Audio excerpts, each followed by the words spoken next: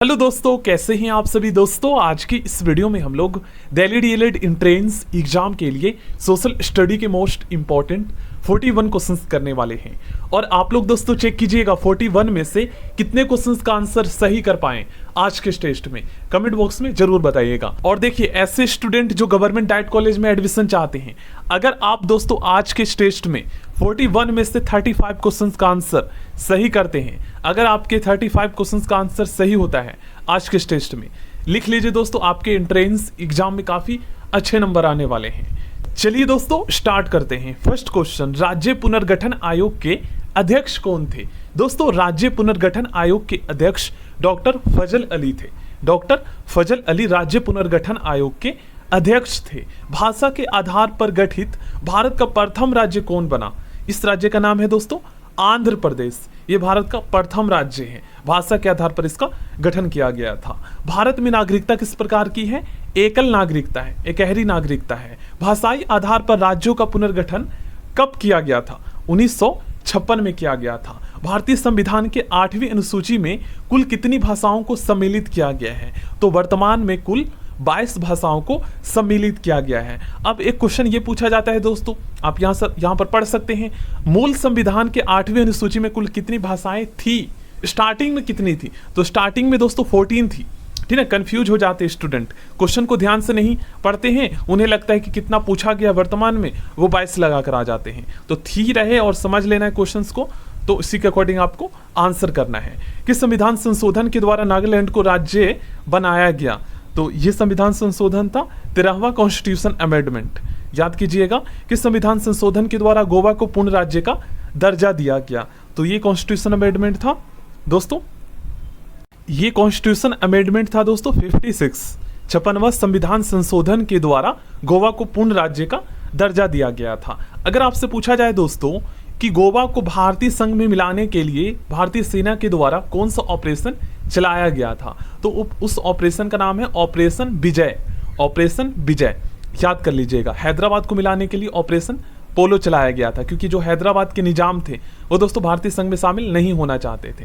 ठीक ना, आगे बढ़ते हैं। नेक्स्ट क्वेश्चन, नागरिकता से संबंधित कानून किस देश के संविधान से लिया गया है, तो ये दोस्तों ब्रिटेन के संविधान से लिया गया है। ऑप्शन डी इसका सही आंसर होगा। भारतीय संविधान की संघीय व्यवस्था किस देश के संविधान से लिया गया है, तो ये जो संघीय व्यवस्था है ये कनाडा के संविधान से लिया गया है।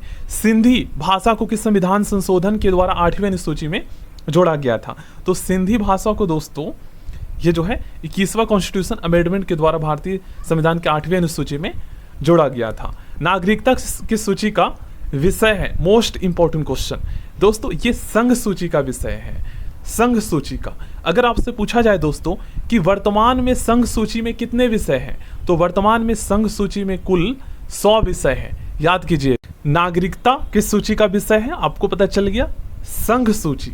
नागरिकता जो है ये संघ सूची का विषय है और संघ सूची में कुल 100 विषय है वर्तमान में। नागरिकता से संबंधित कानून का प्रावधान भारतीय संविधान के किस भाग में किया गया है, दोस्तों नागरिकता से संबंधित प्रावधान जो है भारतीय संविधान के भाग 2 में किया गया है। भाग 3 में मौलिक अधिकारों का वर्णन किया गया है और भाग 4 में नीति निर्देशक सिद्धांत का वर्णन किया गया है। नेक्स्ट क्वेश्चन दोस्तों मोस्ट इंपॉर्टेंट है, शिक्षा को मौलिक अधिकार किस अनुच्छेद के तहत प्रदान किया गया। कहने का मतलब यह है कि मौलिक अधिकार का दर्जा कौन से अनुच्छेद के तहत दिया गया, तो शिक्षा को दोस्तों अनुच्छेद 21A, ठीक है हिंदी में का, अनुच्छेद 21A के तहत शिक्षा को मौलिक अधिकार के अंतर्गत रखा गया या दर्जा दिया गया। अब एक क्वेश्चन ये पूछा जाता है दोस्तों कि शिक्षा को मौलिक अधिकार कौन से संशोधन के द्वारा बनाया गया, तो याद कीजिएगा 86वां संविधान संशोधन, 86वें कॉन्स्टिट्यूशन अमेंडमेंट के द्वारा दोस्तों शिक्षा को मौलिक अधिकार बनाया गया। कब, 2002 में ये जो है संशोधन हुआ था। ठीक है, और इसी को दोस्तों जो है ना शिक्षा के अधिकार को, मतलब 6 to 14 ईयर्स तक के सभी बच्चों को शिक्षा प्रोवाइड की जाएगी, उनका मौलिक अधिकार होगा। इसी को मौलिक कर्तव्य के अंतर्गत भी रखा गया है और इसे 11वां मौलिक कर्तव्य बनाया गया है। यह भी आपको पता होना चाहिए। एक क्वेश्चन अक्सर एग्जाम में पूछे जाते हैं कि 11वां मौलिक कर्तव्य कौन सा है, तो 6 to 14 ईयर्स तक के बच्चों को जो है शिक्षा प्रोवाइड कराना ये माता पिता की भी जिम्मेदारी होगी। ठीक है, ये हमारा मौलिक कर्तव्य भी है, याद कर लीजिएगा। और इसको जो है वही 2002 में 66वां संविधान संशोधन के द्वारा शामिल किया गया था। देशीयकरण के द्वारा भारतीय नागरिकता को प्राप्त करने के लिए भारत में कितने वर्षों तक निवास करना आवश्यक है, कितने वर्षों तक रहना आवश्यक है? तो इस क्वेश्चन का सही आंसर होगा 5 वर्ष। 5 वर्ष। आप लोग चेक करते चलिएगा दोस्तों कितने क्वेश्चंस का आंसर आप सही कर पा रहे हैं। और 41 में से ऐसे स्टूडेंट जिनका 35 सही होता है उनका तैयारी काफ़ी अच्छा चल रहा है, ठीक ना। 8वीं अनुसूची में बोडो, मैथिली, डोगरी एवं संथाली भाषा को कौन से संशोधन के द्वारा जोड़ा गया था? तो ये कॉन्स्टिट्यूशन अमेंडमेंट था 52वां संविधान संशोधन, ठीक ना, 52वां संविधान संशोधन। हिंदी दिवस किस तिथि को मनाया जाता है? दोस्तों हिंदी दिवस 14 सितंबर को हर साल मनाया जाता है। राजभाषा का वर्णन संविधान के किस भाग में किया गया है? दोस्तों राजभाषा का वर्णन संविधान के भाग 17 में किया गया है। प्रथम राजभाषा आयोग का गठन कब किया गया था? प्रथम राजभाषा आयोग का गठन 1955 में किया गया था। 1955 में किया गया था। राजभाषा आयोग के प्रथम अध्यक्ष कौन थे?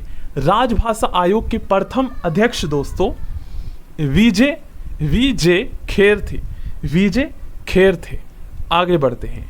भारत के मूल या फिर कह सकते हैं कि जो मूल संविधान में कुल कितने मौलिक अधिकार का प्रदान किया गया था? अच्छा ये कहा गया है, स्टार्टिंग में पूछा गया है। तो शुरुआत में तो दोस्तों हमें कुल 7 मौलिक अधिकार प्रदान किए गए थे, लेकिन दोस्तों 44वें संविधान संशोधन के द्वारा, ध्यान से समझिएगा, मोस्ट इंपॉर्टेंट क्वेश्चंस है और ये क्वेश्चंस दोस्तों अक्सर एग्जाम में पूछे जाते हैं। देखिए स्टार्टिंग में हमें भारतीय संविधान के द्वारा कुल 7 मौलिक अधिकार प्रदान किए गए थे, लेकिन दोस्तों संविधान के 44वां कॉन्स्टिट्यूशन अमेंडमेंट के द्वारा 1978 में इसे दोस्तों मौलिक अधिकारों की श्रेणी से हटा दिया जाता है। कहने का मतलब यह है कि इसे बस एक कानूनी अधिकार बना दिया जाता है। कब? तो 1978 में। कौन से संशोधन के द्वारा? तो 44वें संविधान संशोधन के द्वारा। और एक क्वेश्चन ये भी पूछा जाता है कि दोस्तों वर्तमान में कुल कितने मौलिक अधिकार है? तो वर्तमान में कुल हमारे 6 मौलिक अधिकार है। और एक क्वेश्चन ये भी पूछा जाता है कि 7वां जो मौलिक अधिकार है ये कौन सा था? तो ये दोस्तों संपत्ति का अधिकार था। और संपत्ति के अधिकार को वर्तमान में अनुच्छेद 301 के अंतर्गत रखा गया है। 301 के अंतर्गत रखा गया है। ये सभी बातें आपको पता होना चाहिए। राज्य सूची में कुल कितने विषय हैं? तो देखो गाइस, राज्य सूची में अगर वर्तमान में बात की जाए तो वर्तमान में कुल 61 विषय हैं, 61, ठीक ना। और स्टार्टिंग में कितने थे? तो 66 थे, लेकिन वर्तमान में 61 है। और अगर आपसे पूछा जाए कि समवर्ती सूची में कितने विषय हैं, तो वर्तमान में 52 है। सबसे ज़्यादा किस में है? सबसे ज़्यादा संघ सूची में है, उसके बाद दोस्तों हमारा राज्य सूची में है और सबसे कम समवर्ती सूची में है। याद कर लीजिएगा। नेक्स्ट क्वेश्चन, प्रेस की स्वतंत्रता किस अनुच्छेद में वर्णित है? दोस्तों प्रेस की जो स्वतंत्रता है ये भारतीय संविधान के अनुच्छेद, याद कीजिएगा, अनुच्छेद 19(1) का के अंतर्गत है। 19(1) के अंतर्गत है। और एक क्वेश्चन अक्सर एग्जाम में पूछा जाता है दोस्तों कि शिक्षा कौन से कौन से सूची में है, कौन से सूची का विषय है? तो शिक्षा जो है ना, एजुकेशन, ये दोस्तों समवर्ती सूची का विषय है। याद कर लीजिएगा। नेक्स्ट क्वेश्चन, चौथा स्तंभ के नाम से किसे जाना जाता है? दोस्तों चौथा स्तंभ के नाम से जाना जाता है प्रेस को, ठीक ना। प्रेस को, मीडिया को जो है चौथा स्तंभ के नाम से जाना जाता है। नेक्स्ट क्वेश्चन, प्राण एवं दैहिक स्वतंत्रता का संरक्षण किस अनुच्छेद में वर्णित है? ये दोस्तों अनुच्छेद 21 में वर्णित है। अनुच्छेद 21 में वर्णित है। मोस्ट इंपॉर्टेंट क्वेश्चन है। और इसी से रिलेटेड दोस्तों एक क्वेश्चन अक्सर एग्जाम में पूछे जाते हैं कि आपातकाल, राष्ट्रीय आपातकाल के दौरान कौन से अनुच्छेद को निलंबित नहीं किया जा सकता है, मतलब कि उसको जो है ना हमसे छीना नहीं जा सकता है। तो ये है दोस्तों अनुच्छेद 20 और 21। अनुच्छेद 20 और 21 को हमसे छीना नहीं जा सकता है राष्ट्रीय आपातकाल के दौरान भी। बाकी अन्य मौलिक अधिकारों को हमसे छीना जा सकता है, ये ध्यान में रखिएगा। नेक्स्ट क्वेश्चन, संघ सूची में कितने विषय हैं? 100। मौलिक अधिकार भारतीय संविधान में क्या पूछा गया है? मौलिक अधिकार भारतीय संविधान में किस देश के संविधान से लिया गया है? तो ये दोस्तों यूएसए के संविधान से लिया गया है। इसका आंसर सभी स्टूडेंट को पता होगा। शिक्षा का मौलिक अधिकार कब से पूरे भारत में लागू किया गया था? तो ये 1 अप्रैल सन 2010 से लागू हुआ था। 1 अप्रैल सन 2010 से लागू हुआ था शिक्षा का मौलिक अधिकार। याद कर लीजिएगा। नेक्स्ट क्वेश्चन, विश्व का प्रथम लिखित संविधान किसका है? दोस्तों विश्व का प्रथम लिखित संविधान फ्रांस का है। और अगर आपसे पूछे विश्व का सबसे बड़ा लिखित संविधान किसका है, तो भारत का है। किस संविधान संशोधन के द्वारा शिक्षा को मौलिक अधिकार प्रदान किया गया? आ गया ना क्वेश्चन, कौन से संशोधन के द्वारा शिक्षा को मौलिक अधिकार बनाया गया? तो ये दोस्तों 86वां संविधान संशोधन के द्वारा, जो कि सन 2002 में हुआ था। 86वां कॉन्स्टिट्यूशन अमेंडमेंट के द्वारा। आपात उपबंध का वर्णन किया गया है, कौन से भाग में किया गया है? तो मतलब इमरजेंसी से रिलेटेड जो है ना उपबंध का जो वर्णन है ये किया गया है दोस्तों संविधान के भाग 18 में। संविधान के भाग 18 में अगर अनुच्छेद पूछा जाए तो देखिए, राष्ट्रीय आपातकाल का वर्णन संविधान के अनुच्छेद 352 में किया गया है। अगर आपसे पूछा जाए कि वित्तीय आपातकाल का वर्णन कौन सा आर्टिकल में किया गया है, तो ये आर्टिकल 360 में किया गया है। अगर आपसे पूछा जाए कि राज्यों में राष्ट्रपति शासन कौन से अनुच्छेद के तहत लगाया जाता है, तो 356 के तहत लगाया जाता है। देखिए, अभी तक हमारे देश में कुल 3 बार राष्ट्रीय आपातकाल लग चुका है। वित्तीय आपातकाल अभी तक हमारे देश में एक बार भी नहीं लगा है। और राज्यों में राष्ट्रपति शासन तो दोस्तों अभी तक बात की जाए तो सभी राज्यों को मिलाकर 70 से 80 से अधिक बार लग चुका है। आगे बढ़ते हैं, राज्य पुनर्गठन आयोग की स्थापना कब हुई थी? राज्य पुनर्गठन आयोग की स्थापना दोस्तों 1953 में हुई थी। राज्य पुनर्गठन आयोग की स्थापना 1953 में हुई थी। नेक्स्ट क्वेश्चन, अभी तक भारतीय नागरिकता अधिनियम 1955 में कितने बार संशोधन हो चुका है, अमेंडमेंट हो चुका है? तो अभी तक दोस्तों 6 बार हो चुका है। अभी तक 6 बार हो चुका है। मौलिक अधिकार किस भाग से संबंधित है? तो ये भाग 3 में, ठीक ना, 12 से अनुच्छेद 12 से 35 में इसका वर्णन किया गया है। आपातकालीन उपबंध किस देश के संविधान से लिया गया है? तो ये दोस्तों जर्मनी के बीमर संविधान से लिया गया है। जर्मनी के बीमर संविधान से लिया गया है। उपाधियों का अंत वर्णित है, कौन से अनुच्छेद में वर्णित है? तो ये दोस्तों अनुच्छेद 18 में वर्णित है।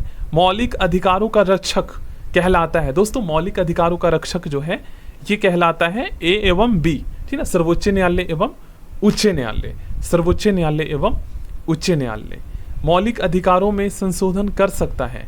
कौन कर सकता है? तो हमारे मौलिक अधिकारों में संशोधन कर सकता है दोस्तों संसद। अस्पृश्यता अनटचेबिलिटी का अंत संबंधित है कौन से अनुच्छेद से? तो अनुच्छेद 17 इससे संबंधित है, ठीक है। इसका वर्णन जो है अनुच्छेद 17 में किया गया है। काफी इंपॉर्टेंट क्वेश्चन है ये। नेक्स्ट क्वेश्चन करते हैं, पहला नागरिकता संशोधन बिल कब पारित किया गया?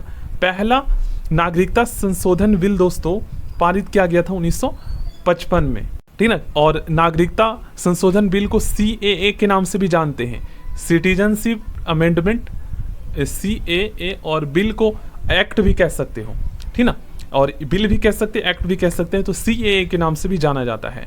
वर्तमान में मौलिक अधिकार कितने हैं? तो वर्तमान में कुल हमारे 6 मौलिक अधिकार हैं। अब आप लोग दोस्तों चेक करके बताइएगा कि 41 में से कितने क्वेश्चंस का आंसर आपको पहले से पता था।